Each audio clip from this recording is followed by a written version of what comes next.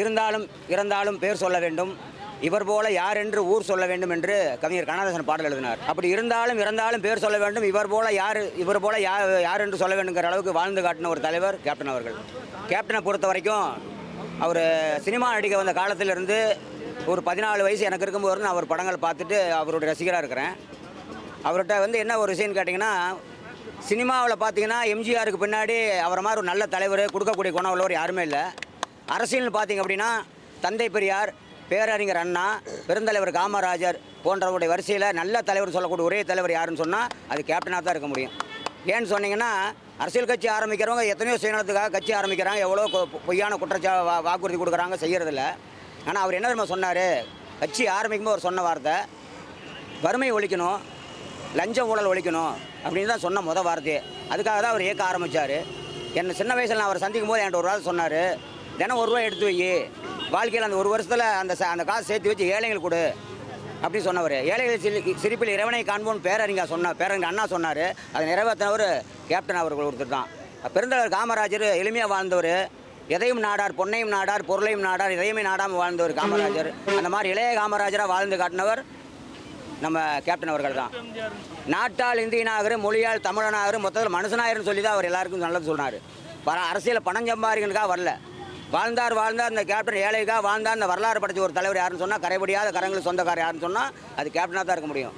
இப்போ நீங்கள் ஆளுங்கட்சியை பற்றி கேட்டீங்க, தமிழகத்தில் எந்த ஒரு தலைவருக்குமே குறிப்பிட்டு சொல்லணும்னா பெரியார், பேரறிஞர் அண்ணா, எம்ஜிஆர், ஜெயலலிதா, ஐயா அப்துல் கலாம் போன்றவங்க கூட இறுதி ஊர்வலத்தில் அந்தளவு கூட்டமே வரல. 25 லட்சம் பேர் வந்து கலந்துக்கிட்டாங்க. 3 இறுதி ஊர்வலம் நடந்தது சென்னையில். சம்பிச்சே போச்சு. ஸ்டாலினுக்கு ரிப்போர்ட்டு போனதுமே ஸ்டாலின் என்ன பண்ணார், 1 நாள் 2 நாள் பாட்டு 3ஆம் நாள் இந்த கோயம்பேடு போக்குவரத்தை மாற்றி விட்டார். அப்படிப்பட்ட ஒரு முதலமைச்சராக வந்தவர் இன்றைக்கி இந்த நினைவு ஊர்வலத்தில் முதல் குரு அஞ்சலி செலுத்த முதல் ஆண்டு வந்துக்கு ஊர்வலத்துக்கு அனுமதி கொடுக்க மறுத்தது மிகப்பெரிய கண்டிக்கத்தக்க ஒரு விஷயம். இப்போ ஒருத்தர் சொன்னார், கலைஞர் இறந்தப்போ அவர் அமெரிக்காவில் சிகிச்சையில் இருந்துட்டு திரும்பி வந்து நேராக வீட்டுக்கு கூட வராமல் நேராக அவர் சமாதியில் போய் அழுதார். மக்கள் சிந்திச்சு பார்க்கணும். அதாவது நல்லது யார் செய்கிறா, கெட்டது யார் செய்கிறா, நல்லது யார் சொல்கிறா, செய்ய யார் முயற்சி எடுக்கிறாங்கிறத தேர்தல் நேரத்தில் மக்கள் யோசிச்சு பார்க்கணும். கேப்டனை பொறுத்த வரைக்கும் எப்போவுமே மக்களுக்கு நல்லது செய்யணும்னு நினைக்கக்கூடிய ஒரு நல்ல மனிதர். மக்கள் ஓட்டு போடுறாங்களே தவிர நல்ல ஆட்சி அவங்க யாருமே அனுபவிச்சதே இல்லை. ஆனால் கேப்டன் ஜெயிச்சிருந்தால் நல்ல ஆட்சி தமிழ்நாட்டு வந்திருக்கும். எம்ஜிஆர் மாதிரி, காமராஜர் மாதிரி ஒரு நல்ல தலைவர் நம்ம நாட்டுக்கு கிடைச்சிருந்த தலைவரை இவங்க தவற விட்டுட்டாங்க.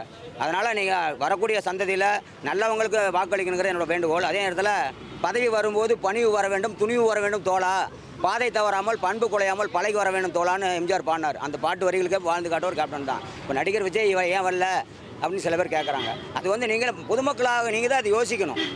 ஒரு நல்ல தலைவர். நீங்கள் நடிகர் சங்கத்தை பற்றி சொன்னீங்க. நடிகர் சங்கம் எம்ஜிஆர் காலத்திலேருந்து வி.கே. ராமசாமி ஐயா காலத்திலேருந்து பார்த்தீங்கன்னா மிகப்பெரிய கடனில் இருந்து நடிகர் சங்கமே இல்லாமல் ஒரு கட்டடம் கூட இல்லாமல் இருந்தது. ஆனால் அதுக்கு ஒரு வழி பண்ணி கொடுத்து நடிகர் சங்க கட்டடத்தை கடனை அடைச்சி வெளிநாட்டில் நிகழ்ச்சி நடத்தி அந்த கடனை அடைச்சி நடிகர் சங்க தலைவராக இருந்தார். முதல் தடவை 2வது தடவை போட்டியே இல்லாமல் ஜெயிச்சார். அதனால தான் அவர் படத்தில் கூட பாட்டு எழுதுவாங்க, வேட்புமனு போடாமல் வெற்றி பெற்ற தலைவர் அப்படின்னு. அந்த மாதிரி ஒரு நடிகராக இருந்து நடிகர் நாடாள முடியுமா என்ற கேள்விக்கு விடையளித்த ஒரு புரட்சி தலைவர் எம்ஜிஆர். மீண்டும் விடையளிக்க புறப்பட்ட ஒரு புரட்சி கலைஞர் அவர் தான். அந்த நடிகர் சங்கத்தில் கூட வயதானவங்களுக்கெல்லாம் ஓய்வூதியம் கொடுத்த ஒரே தலைவர், ஆட்சியில் இருந்தாலும் இல்லைனாலும் பதவி இருந்தாலும் இல்லைனாலும் நல்லது செஞ்ச ஒரே தலைவர், அரசியல் தலைவர்னு சொன்னால் அது கேப்டன் தான். நீங்கள் நல்லா யோசனை பண்ணி பாருங்கள். உழவன் மகன் ஒரு படம் வந்துச்சு. அந்த படத்தினுடைய ஷூட்டிங் பார்த்தீங்கன்னா ஒரு 15-20 நாள் நடக்கும்போது அந்த கிராமத்துக்கே சோறாக்கி போட்டார். காலையில் தூங்கி எந்திரிக்கிறோம், பசியோடு எந்திரிக்கிறோம். என்னோட தமிழ்நாட்டு மக்களை இரவில் பட்னியோடு படுக்கூட மாட்டேன்னு சொன்ன ஒரே தலைவர் கேப்டன் தான். நல்லா நீங்கள் யோசனை பண்ணி பாருங்கள். உலகத்தில் ஒரு நல்ல மனிதன் பிறக்கிறது அதிசயம், ஒரு நல்ல தலைவர் கிடைக்கிறது அதிசயம். அது இந்த தமிழ்நாட்டு மக்கள் தவற விட்டாங்கன்னு தான் சொல்லணும். இன்றைக்கி பார்த்தீங்கன்னா இன்றைக்கி இந்த 1ஆம் ஆண்டு குரு அஞ்சலி ஊர்வலத்தில் மிகப்பெரிய கூட்டம். அவர் இறந்த அன்னைக்கு வந்த கூட்டத்தை விட பல மடங்கு கூட்டம் வந்திருக்குன்னு அதுக்கு என்ன காரணம்? தாய்மார்கள் மனசில் இடம் பிடிச்சிருக்காரு. என்ன காரணம்? ஏழை பெண்களுக்கு திருமண உதவி பண்ணி வச்சார், திருமண உதவியத்தை கொடுத்துருக்காரு, கல்வி உதவியத்தை கொடுத்துருக்காரு, ஊனமுற்றலுக்கு உதவி செஞ்சுருக்கிறாரு. படம் நடிச்சிட்டு இருக்க காலத்திலேயே ஏழைகளுக்கு கொடுத்து அழகு பார்த்து ஒரு தலைவர் யாருன்னா கேப்டன் ஒருத்தர் தான். இதை யாராலையும் மறுக்க முடியாது. நீங்கள் எந்த கட்சி கேட்டவனா கேளுங்க, கேப்டன் நல்லவர்னு சொல்லுவாங்க தவிர, நல்ல மனிதன் சொல்லுவாங்க தவிர கெட்டவனு எவனும் சொல்ல மாட்டான். அப்படி கெட்டவன் சொன்னானா அவன் கெட்டவங்கிறது அது ஊர் மக்களே தெரிஞ்சுக்குவாங்க. அதனால் நல்லது செய்யணும், நல்லதே நடக்கணும், இயன்றது செய்வோம் இல்லாதவருக்குன்னு இல்லாதவங்க கொடுத்து அழகு பார்த்து அவர் பாணியிலே இப்போ விஜய் அவர்களும் அரசியல் பண்ணுறாருன்னு சொல்கிறாங்க. எப்படி பார்க்குறீங்க? விஜய் இப்போ அரசியல் கட்சி ஆரம்பிக்கு ஒரு காரணம் என்ன தெரியுங்களா? அவர் படம் நடித்து சலிச்சு போச்சு. அவர் குடும்பத்தில் சரியான பிரச்சனைகளாக இருக்குது. உங்களுக்குலாம் தெரியாது, வெளியே தெரியாது. ஏன்னா மீடியாவில் போட மாட்டேங்க. பொய்யான மீடியா போடுங்க, உண்மையான எதுவும் போட மாட்டாங்க. இப்போ அவர் வலைஞருக்கா யாரும் வருத்தப்படல. செந்தூர பாண்டியில் ஐயா சந்திரசேகர் ஐயா கேப்டனை சினிமாவில் வாழ வச்சவருங்கிறத நாங்கள் ஏற்றுக்குவோம். அது எனக்கு கேப்டன் மறந்ததே கிடையாது. என்னோட குருநாதர் தான் சொல்லுவார் எஸ்.ஏ. சந்திர சார்னு. ஆனால் அதே எஸ்.ஏ. சந்திர சார் தான் வந்து அவனுக்கு விஜய்னே பேர் வச்சு விஜயன் பேர் வச்சு அவர் முதல்ல செந்தூர பாண்டியர் படத்தை பண்ணி கொடுங்க. நான் சொந்தமாக 4-5 படம் எடுத்து போட்டு பார்த்தேன், ஒன்றும் படம் போகல. தம்பி நீ விஜய் நீ வந்து பண்ணி கொடுன்னு சொல்லி அவருக்கு இவரோட ஞாபகமாக அவர் ஏன்னா நான் எஸ்.ஏ. சந்திர சார் நேரில் சந்திச்சப்போ ஒரு தான் சொன்னார். என்ன தான் சொன்னார், நான் வந்து விஜயகாந்த் படம் வச்சு எடுத்து பெரிய ஆள் ஆகிட்டேன், அவர் பெரிய ஆள் ஆகிட்டு நிறைய பேர் சொல்கிறாங்க தம்பி, அது உண்மை கிடையாது. நான் அசிஸ்டன்ட் டைரக்டராக ஒர்க் பண்ணேன், அப்போ வந்து எத்தனை படம் எடுத்தேன். ஆனால் விஜய் வச்சு படம் எடுத்ததுக்கு அப்புறம் தான் நான் ஒரு தனி டைரக்டராக வந்து நான் ஒரு பெரிய ஆளாக வேணேன். அது நிறைய பேர் தெரியாது. ஐயாவே என்கிட்ட சொல்லியிருக்காரு. விஜய் வீட்டுக்கு நான் ஐயாவை சந்திக்க போனப்போ எதுக்கு போனேன்னா இந்த மாதிரி கேப்டனுக்கு இவ்வளோ வெற்றி கொடுத்து நீங்கள் ஒரு முக்கிய காரணம் சொல்லி சொன்னப்போ ஐயா என்கிட்ட காலையில் ஒரு 7 மணிக்கு என்கிட்ட சொன்னார். அப்படி தான் எல்லாம் சொல்கிறாங்க தம்பி, நீ எந்த ஒன்று கேட்டால் நான் ஈரோடுங்க ஐயா உங்களை பார்க்கணும், நான் கேப்டன் பார்க்க வந்து உங்களே பார்க்கணும் வந்தேன் அப்படின்னு சொன்னார். அப்போ அலெக்சாண்டர் ஷூட்டிங் நடந்திருந்தது. அப்போ சொன்னார் ஐயா எஸ்.ஏ. சந்திரன் ஐயா என்ன சொன்னார்னா இதுதான் சொன்னார், நான் அசிஸ்டன்ட் டைரக்டராக நிறைய படம் பண்ணிக்க தனியாகவும் படம் பண்ணேன், ஆனால் எனக்கு ஒரு சரியான அங்கீகாரம் இல்லை. ஆனால் விஜயகாந்த் வச்சு படம் எடுத்தேன், அந்த படம் வெற்றி அடைஞ்சிருந்தால் எனக்கு தொடர்ந்து அவர் படம் பண்ணி நான் ஒரு பெரிய டைரக்டர் ஆனேன். அதனால் என்னையும் அவர் வாழ வச்சார், நானும் அவர் வாழ வச்சேன். அது உண்மைதான். அதில் எந்த ஒரு தொழில் ரீதியாக நான் அவர் மாதிரி நல்ல மனிதர் நான் எம்ஜிஆருக்கு அப்புறம் பார்க்கவேன்னு சொல்லுவார். ஆனால் விஜய் வரல அப்படின்னு சொல்கிறது அவர் அரசியல் கட்சி ஆரம்பிச்சிருக்கலாம், அவர் சூழ்நிலை காரணம் ஆரம்பிச்சிருக்காரு. நல்லது செஞ்சால் யாரும் வரப்போம். கேப்டன் என்ன சொல்லியிருக்காருன்னா தேர்தல் டைமில் முதல்ல சொன்னார், கட்சி ஆரம்பித்து தேர்தல் வரும்போது சொன்னார், உங்கள் பகுதியில் யார் நின்னாலும் சரி நம்ம கட்சியிலே வேட்பாளர் நின்னா கூட அவன் நல்லவனாக இருந்தால் மட்டும் ஓட்டு போடுங்க அப்படின்னு சொன்ன ஒரு பெருந்தன்மை உள்ள மனிதர் அவர் தான். ஏன்னு கேட்டால் மக்களுக்கு நல்லது செய்கிறவன் தான் இந்த இயக்கத்துக்கு வேணுங்கிறதுக்காக அப்படி சொன்னார். அப்போது அதிமுக காரங்களை இப்போ ஐயா ஜெயக்குமார் வந்துட்டு போனார், அண்ணாமலையார் பிஜேபிகள் வந்துட்டு போனார். இப்படி எல்லா தலைவரும் நீ வந்து பார்க்குறாங்கன்னா அவருடைய புகழ் மக்களுக்கு செஞ்ச நல்ல காரியம் அவங்க மனசு உறுத்துது. நம்ம செஞ்சால் தான் நமக்கு ஒரு நல்ல பேர் கிடைக்கும், போராட்டத்தில் ஒரு மரியாதை கிடைக்குங்கிறத உண்மைதான் அது.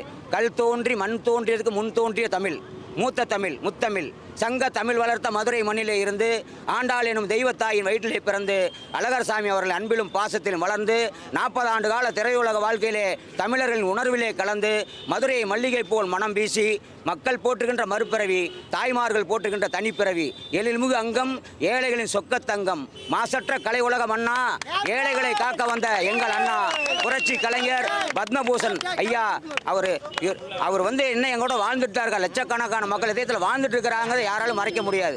அதனால இந்த அரசியலாக நீங்கள் வந்து அவரை பார்க்குறதோட ஒரு நல்ல மனிதராக பார்த்து வருங்காலத்தில் இந்த மக்கள்லாம் திருந்தணும், ஓட்டை மாற்றி போடணும், நாட்டுக்காக போடணுமே தவிர நோட்டுக்காக போட்டு ஏமாறக்கூடாது. வாழ்க்கையில் நல்லது செய்கிறவங்களுக்கு இந்த மாதிரி குழந்தைங்களுக்கெல்லாம் ஊனமுற்ற குழந்தைங்க, படிக்க முடியாத குழந்தைங்களுக்கு எங்கள் ஊரில் பள்ளிக்கூடம் கட்டி கொடுத்துருக்காரு, ஆஸ்பத்திரிக்கு எத்தனை பெட்டு கட்டில் வாங்கி கொடுத்துருக்காரு, அவர் எத்தனை ஏழை பொண்ணு திருமண உதவி செஞ்சு வச்சிருக்காரு, எத்தனை பேருக்கு வேலை வாங்கி கொடுத்துருக்காரு. நடிகர் சங்கத்தில் நீங்கள் பார்த்தீங்கன்னா நடிகர் சரத்குமார் உங்களுக்கு தெரியும், அவர் கட்சி ஆரம்பித்தார். ஆனால் அவரையும் வந்து புலன் விசாரணை படத்தில் கால்ஷீட்டுக்காக வந்து அவரை வந்து ஒரு வில்லனாக நடிக்க வச்சு ஒரு நடிகர் ஆக்கினார். மன்சூர் அலிகான் டான்ஸ் குரூப்பில் வந்தார், அவர் ஒரு நடிகன் ஆக்கினார். மன்சூர் அலி பொன்னம்பலங்கிற ஒரு ஸ்டண்ட் குரூப்பில் வந்தார், அவர் தனி வில்லனாக போட்டு படமாக்கினார். இப்படி எத்தனையோ இளமை இயக்குநர்கள் வாய்ப்பு இல்லாமல் இருந்த சின்ன புது டைரக்டர்கள் எத்தனையோ பேர் உங்களுக்கு தெரியும். திரையுலக மக்களுக்கு தெரியாத விஷயம் ஒன்றுமே கிடையாது. சான்ஸே இல்லாமல் ரோடு அலைஞ்சிட்டு இருந்தவர் அவர்லாம். 72 படம் நடிக்க வந்து 75 சினிமா நடிக்க நுழைஞ்சு நம்மளை மாதிரி எத்தனை பேர் கஷ்டப்பட்டுருவான்னு சொல்லி இளம் இயக்குநர்கள்லாம் வாய்ப்பு கொடுத்து அவங்க கூட படம் நடித்து கொடுத்தவர். அதே போல் பணமே வாங்காமல் செந்தூர பாண்டி விஜய் தம்பிக்கு நடித்து கொடுத்தார். இதை யாராலும் மறக்க முடியாது. அப்பாவே சொல்லியிருக்கார், பணமே வேணான்ட்டார். செந்தூர பாண்டி விஜய்க்கு அவர் படம் பண்ணி கொடுக்கும்போது அந்த படத்துக்கு பணமே வாங்காமல் நடித்து கொடுத்த ஒரு தலைவர் அவர் தான். அதனால தான் நடிகர் சங்க தலைவர்.